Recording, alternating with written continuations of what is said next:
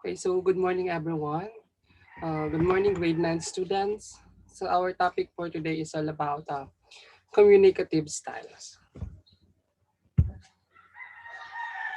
So when we talk about communicative styles, this is the way how we communicate has a big impact on how you to get on with peoples and get the things you want. Good communication skills can help you avoid conflict and solve problems. They're trying also important for making friends and having a healthy relationship. So these are the types of communicative styles. So we have formal, we have casual, we have consultative, we have aggressive, we have the passive, the frozen, and the intimate. So when we talk about these types of communicative style, which is informal or the casual, this is you can use a casual form of informations by sharing a typically used in personal conversations with friends or family members. For example, you are having conversations through text, conversation with friends or family members, and etc. So in a formal communicative styles, this is a type of a verbal presentations or a document intended to share informations and which confirms to establish professional rules, standards, and processes and avoid using slang terminology.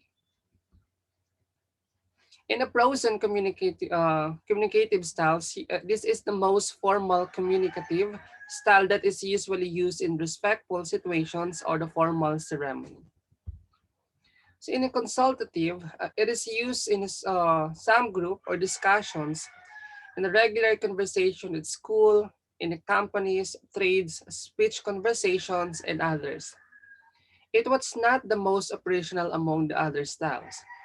And one of the characteristics of consultative language, it is the tendency of average feed, okay, which is higher than formal style. The sentence tend to be shorter or resembled or intended phrase or less well planned. It also tend to spontaneous. Since it is spontaneous, people tend to repeat some unnecessary words, choose and wrong words and choice, or use many slang or languages. While in the intimate communicative styles, it is the styles among the intimate members of the family or of friends that do not need a complete language with the clear articulations. It is enough to use short utterances. Another characteristic of this style is grammar, and necessarily used here. It is because it can bring a disorder to this intimate style.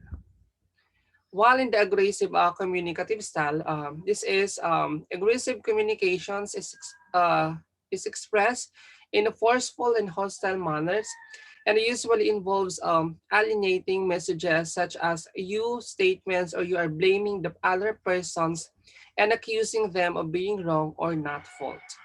And also you put a labeling. In addition to that, the person's tone of voice and the facial expressions are unfriendly. In a passive communicative styles, this is in a passive communications involves putting your needs last. You don't express your thought or feelings or ask for what you want. In a passive communications, it involves putting your needs last and you do not express your thoughts or feelings to ask or what you want. Okay, so that's the way how can we identify what communicative style should you use if you are having conversations or if and if you are having speeches in a particular aspect. So that's all for today and have a nice day.